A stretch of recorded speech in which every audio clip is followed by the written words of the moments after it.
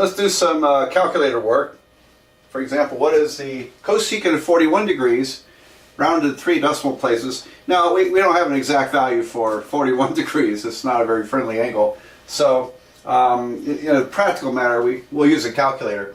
And this is, cosecant is 1 over the sine of 41 degrees. So, make sure you're in degree mode. You try this before I do it and see if you get my answers. All right, so 1 divided by sine 41 is about 1.524. So it's rounded off to 3 places. 1.524. If you neglect this, I've seen people screw this stuff up on tests. It's a shame, because these ought to be really easy. So don't neglect practicing these calculator problems. They might think, well, this is easy stuff, I can do this. Right, until you get on a test and everything's mixed together, then it's, who knows what you'll do. I see weird mistakes on tests just because people weren't totally prepared. All right, so let's do a couple of these. All right, what's the cotangent of 2 pi over 7? Okay, now that's a weird problem. For one thing, 2 pi over 7 is not a nice integer value in degrees, so I just can't very easily change that to degrees. Now we could, if you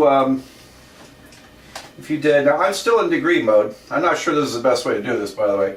So if I punch in 2 times pi divided by 7, hit equal, I get about 0.89759. You don't want to write this number down. You also don't want to round this number off. But to change it to degrees, I have to multiply by 180 degrees over pi.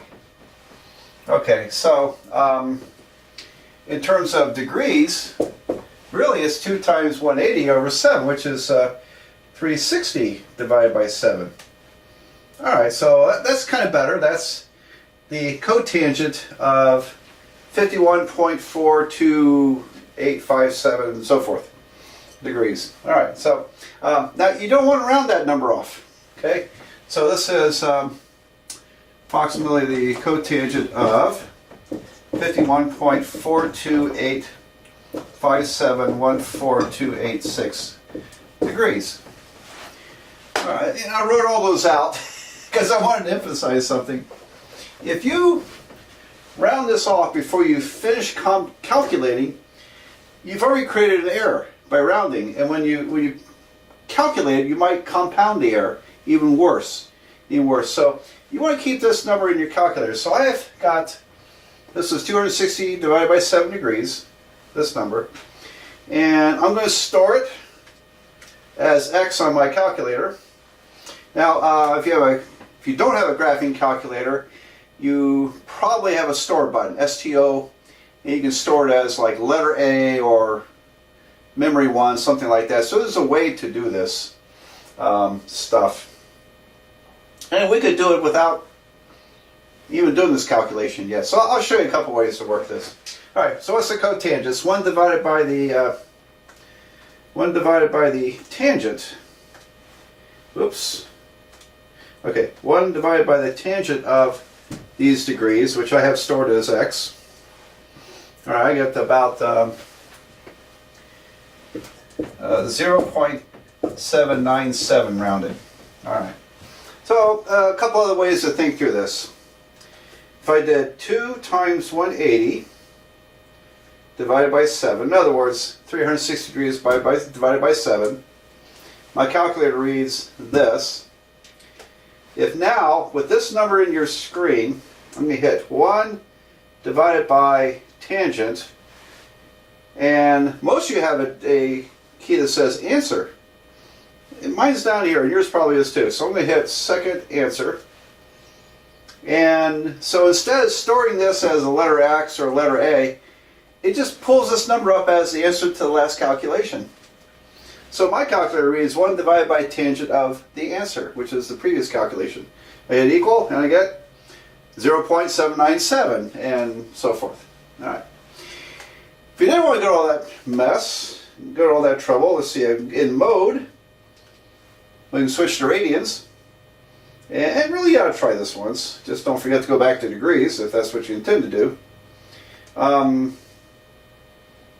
Exit. Okay, so my calculator now thinks I want to work in radians. So I could literally punch in 1 divided by tangent, left parentheses, 2 times pi divided by 7, close parentheses, hit equal. And I get 0.797 again. Okay, so I did about three kind of techniques for calculating that on a calculator, and you figure out what you like. Okay, you figure out what you like, but don't round off a number if you're going to reuse it in another computation. You know, keep all the digits until the very end, then round it off, and you'll be the most accurate. All right, so we did this one. This was about 0.797. Okay, let's do 1 or 2 more of these. Secant of pi over 12. And I already went back to degree mode on my calculator.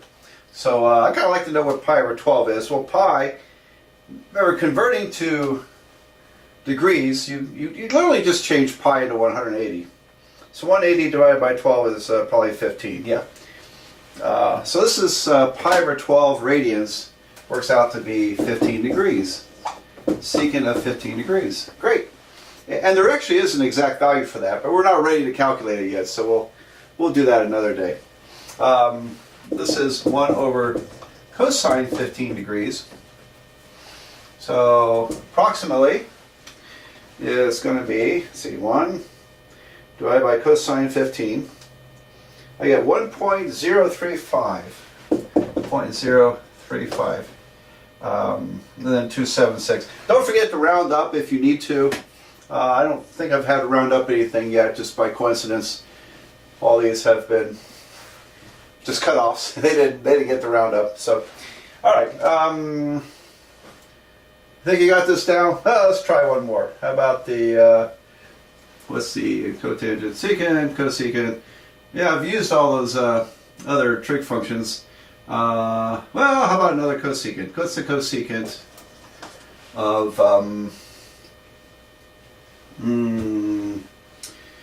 oh, I don't know. Just to mix it up, let's do cosecant of let's see, 57 degrees and 16 minutes. Okay, cosecant 57 degrees 16 minutes. Ah, now that's going to be a fun one. All right, well, 57 degrees 16 minutes would be 57 plus 16 over 60 in degrees. So I'll do 57 plus 16 divided by 60. And I get 57.2666667. All right, I'm going to keep that in my calculator. And so, and cosecant is 1 divided by sine. So keeping my decimal in the calculator, after I hit equal, I'm going to hit 1 divided by sine, and then I'll hit the answer button. The answer pulls up that number in decimals, and I'll hit equal. I get, this is about 1.189. Okay, oh, look at that. That one rounds up, because it's 1.188783. On 3 decimal places, we round up to 1.189. There you go. So, don't fail to practice these. You don't want to mess this up on a test.